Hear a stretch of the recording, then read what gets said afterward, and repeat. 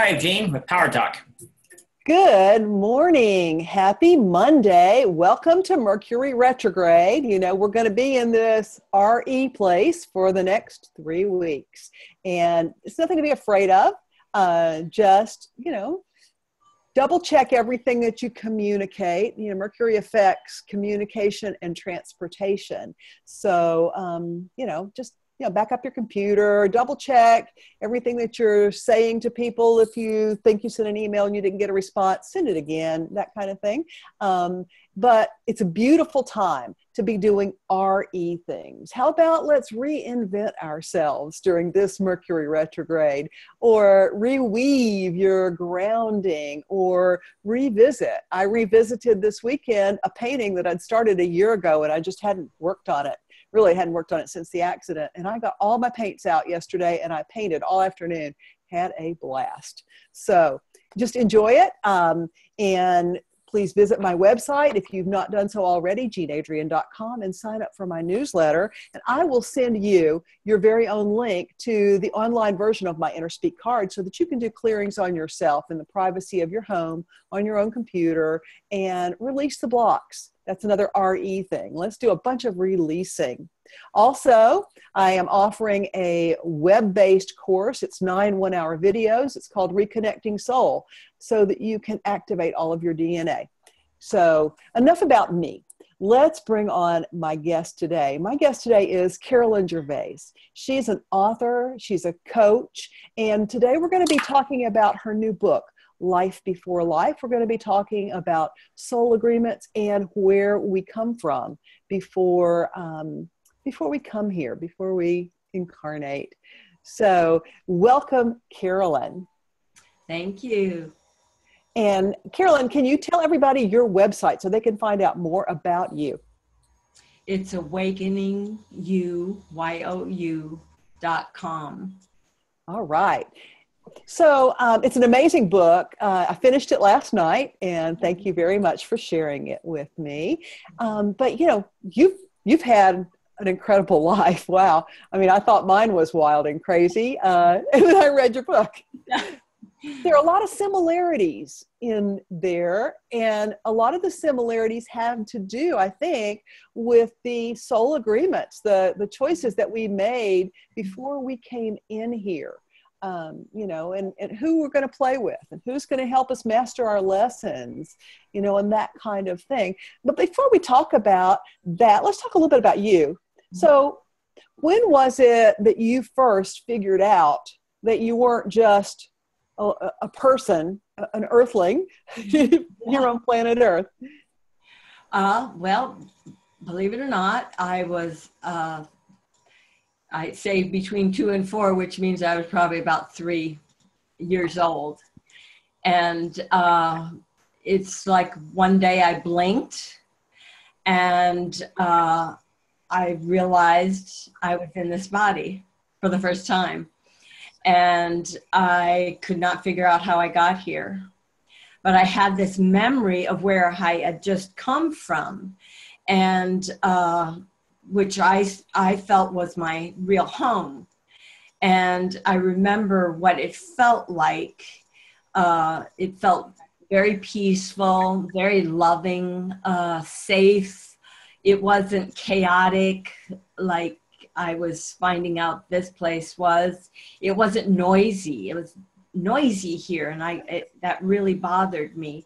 And it was just nothing but love and peace. And I said, okay, I don't know how I got here. I guess I was talking to my own soul or my consciousness. It was just natural for me to talk to whoever I was talking to, and in my head. And I said, okay, I want to go home now. I don't want to stay here. And I said it and nothing happened. I was still here. And I said, okay, what am I going to do with all this? And so I was just looking around me, seeing all these people, which were my family. And I was familiar with my twin sister. She's my identical twin, and my mother. And And the rest of them, I did not know who they were. I did not know who my father was or what he was going to mean to me. I did not know who my older sister was or my grandparents. You So, mean, let me interrupt you. So by yeah. by you say you were familiar with, does that Well, mean that you recognize them at the soul level? yes, my mother, yes, and my twin sister. Mm-hmm. And I felt more comfortable with them, you know. But the others, I had no idea who they were. And I thought, well, okay, well, what am I going to do? And the thought came to me, well, all I can do is just watch everything as closely as I can, listen to everything, and see if I can find clues that will help me get back home. I'm So still here. basically, from a very young age, you were sort of like Dorothy in the Wizard of Oz, trying to Yeah, get back to Kansas, huh? yeah, yeah, Wow. yeah. And you know, I think that what you just said about looking for clues points out something that I think is important. And you know, I don't know if you agree with this or not, but I really kind of believe that the reason why we incarnate is to get information. Yeah. That we want to enhance and expand our soul's base of knowledge, and also share that with the divine mind, all the knowledge that everybody has access to. And so we do. We come in and we gather information. We pick up data bits. Mm-hmm. So, yeah. At that point, I didn't quite realize that yet. Sure. Of course Yeah. not. And yes, that's why I stay here, I'm sure, to accumulate information and to grow and expand and whatever. You know, and I can imagine that the noise that you were hearing at that young age was probably very disconcerting because you're a musician. You know, you're a singer. You don't do noise, you do harmony. Mm-hmm. You know, and you have that gift and the ability to hear harmony, Right. to be able to sing it. And so I can imagine the noise was very disconcerting. It was. It was not harmonious at all. Not at all. So, what do you think that what do you think that the challenges in your life were most instrumental in putting you on your spiritual path? Because that, you know, even though you are a singer, you're a metaphysical and spiritual teacher today, and an author and a coach. And how'd that happen? Definitely that childhood experience made me realize I had to find my way back home, and I was going to do it, and I wasn't going to give up. And it just seemed like throughout my whole childhood, there were little things that would happen. And I'd say, I couldn't believe it. It's like I asked my grandfather, how did we get here? You know, why are we here? Why did God make us and put us here? And he said there were no answers to that God didn't want us to know those things. And that just crushed me, totally crushed me.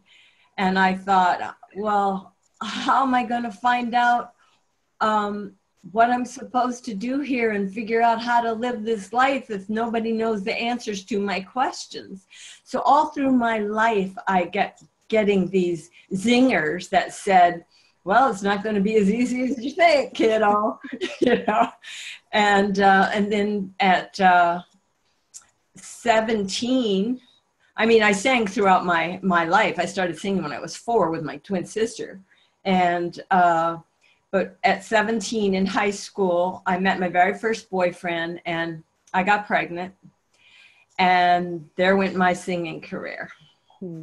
And I knew I was going to have to put that on hold because my father wanted me to go with him to Mexico and get an abortion. And I told him, no, I won't do that. I believe that children are a gift, not a punishment for what we have done.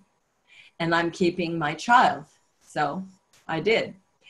And when I got married, I was married to a guy that did not want me out of the house. He did not want me to do anything outside the home.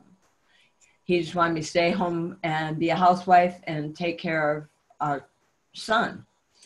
And I became very, very depressed. Life was very depressing anyway, because my childhood was a mess. My mom was an alcoholic. My dad was overly punished. It was punishment. We got hit every day of our lives, you know. So life just was not easy at all for me. And so I had a talk with God at 17, and I said, I need some answers. You need to tell me what to do. Are you even real? Do you even exist? I'm not even sure anymore you are real. So I said, you're going to need to prove to me that you're real, and start giving me some answers as to why I'm still here and all this has happened. And it hit me one day, I need to start reading books that other people don't read, most people don't read, like books, metaphysical books, books on reincarnation and ESP. And so I started reading Edgar Cayce books, Ruth Montgomery books, Sybil, the Good Witch, her book. And then I moved into Eastern philosophy and theosophy, and never stopped my whole life. I've never stopped learning. And it got to the point where I taught myself how to meditate, and I was able to go to some really wonderful places in my meditations. And so I started realizing there was way more beyond what we can see and experience with our bodies. And so I started going to other levels of seeing. And after years and years and years, I figured out my own version of God, how I saw God. I put it all together and contemplated and meditated on it until I had this picture of what God is all about. I'm guessing it wasn't an old dude with long white hair in white robes. No. Oh, I forgot the beard. Completely spiritual. It's a spiritual energy. It is an energy. God was an energy force. And I always thought of God as consciousness, an intelligent consciousness that is part of us, that we are an aspect of God as well in human form. It's that human form and that other aspect, they're going back and forth all the time, you know, kind of getting mixed up with each other and confusing each other. So I figured my job was to figure out who God is and what that had to do with me being human. And that's what I'm doing. And we're here. I don't see this realm as anything other than a dream. Yeah. That we're dreaming, that we're making up as we go along. Yeah. Through the help of that God consciousness that is a part of us. And we chose to come here. We chose to be here to experience this duality in order to figure out who we are beyond these human forms. Yeah, you know, I think the main tenet of your book is about soul agreements or soul plans. So what exactly is a soul agreement, and how does it show up in our life? Okay, we make soul agreements. Our first soul agreements are made before we're born. When we choose the souls that are going to be our parents, who are going to influence our life tremendously, and our siblings probably as well, and any close relationships that are going to be very traumatic and dramatic in our lives, that we choose those souls. Now that doesn't mean that everything's chiseled in stone. It's not. Our parents, yes, we come in with those parents, and we learn what we can from those parents, and we are imprinted by them. And this gets us to thinking about life and what we're going to do with this life. And this is what soul agreements are for, to trigger in us what we have come here to learn, what we want to learn, how to grow, how to live in this world, and what to do with what we are learning from our parents and from the world. Because then we go into school and we start attracting other soul agreements that, again, aren't written in stone, but we can become friends with certain people. And those people will come and go out of our lives. And that's the way it is for the rest of our lives. We attract people into our lives through jobs, through experiences, and we learn from each other. So it really is all about mastering whatever soul lessons that our soul has chosen for that incarnation. Mm-hmm. So I think that what you're saying is there really aren't any victims here. No. You know, we picked it, we signed up for it. And, it's really up to all of us to take responsibility for what we chose. So you do a lot of coaching work with people. And I read in your book that you help your clients to develop a soul path plan. What's that all about? Well, I learned this from a mentor of mine years ago, how to create a soul path plan for people. It has to do with our imprinting. We come in imprinted a certain way and wired a certain way, according to all of our existences throughout the universe, We are multi-dimensional beings. So we have had a lot of experiences before we've even entered into this specific life. And we bring that with us. And then our parents start putting stuff on top of that and mixing their imprinting with ours. And it creates a whole different person. This is why siblings are not exactly alike, because we come in with our own printing and our own wiring. And then our parents mix theirs with ours, and it creates a whole different person from our siblings. I had that discussion with my brother a couple of years back. I said, I don't get it. How did you and I grow up in that same crazy dysfunctional household, and you came out fairly sane and I came out, yeah. Yeah. He calls me his weird sister. And I always sign all of our emails, back and forth. I sign it YWS, your weird sister. Yeah. Yeah. Well, yeah, I am kind of the most weird one in the family. I'm kind of out on my own, My family doesn't have a whole lot to do with my life. They never have, really, because I wanted to go a different direction than everybody else wanted to go. So here I am. Back to, soul agreements. So with a soul agreement, we learn about the personality we have chosen, that we have come in with because of our wiring and imprinting, and how that personality affects other people around us, and what that looks like to other people around us. And it teaches us about our personality and how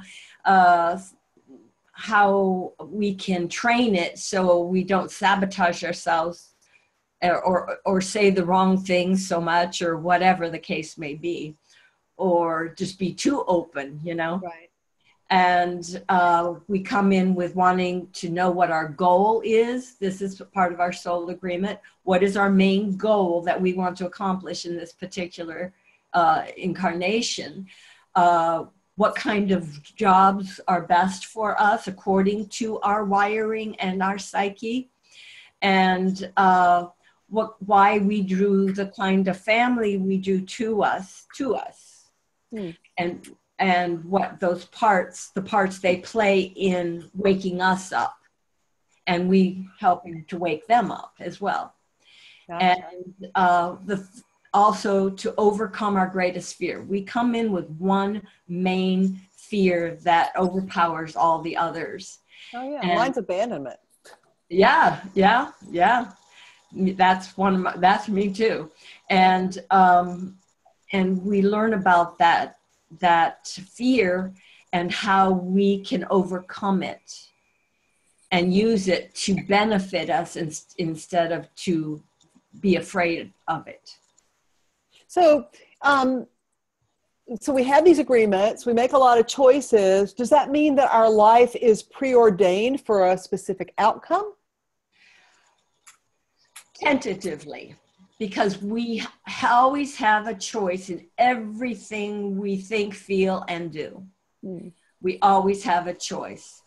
And so no, it's not preordained.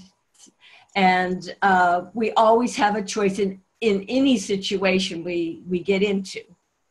And so we have to choose which way are we going to go. We're going to go this way or that way. Well, let's say one way we unknowingly could cause a lot of pain and suffering. But another way might make life easier, but we don't know that until we make the choice and we're living that choice. Exactly. And we always are exactly where we're supposed to be. Right. You know, at any particular point. We can't make a wrong choice. Yeah, exactly. It just would mean a different outcome. I mean, I look back and my high school boyfriend, and fortunately I didn't get pregnant, but we were supposed to get married, and that lasted about 6 months into my college. Mm-hmm. And I look back and I think, wow, everything would really have turned out so much differently had I married him. I probably never would have gotten to where I am today. Right. You know? I would have probably had 10 little kids and, just gone down that motherhood path. And I mean, I had 2 wonderful kids anyway, but, I don't know, who knows? So one of the terms that you talk about in your book that I didn't understand is lifetimes minus time. What does that mean? That means that we have heard about reincarnation for many, many, many years, but there really is no such thing as time.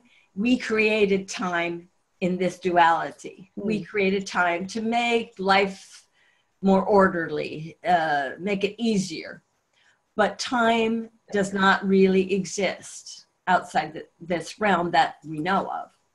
And so we are not reincarnating, we are incarnating. We are in an incarnation.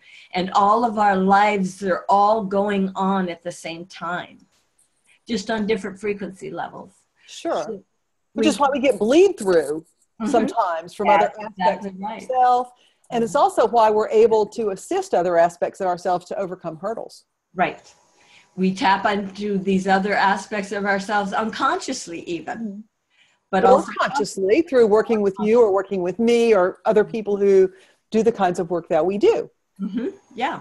And I've gone to a lot of, I've slipped into a lot of my other life frequencies of me on other levels, and didn't realize I was there until I came back. And, I have all kinds of examples in my book about that. And that's going to happen more and more for people as we wake up. We're going to realize that we're multidimensional.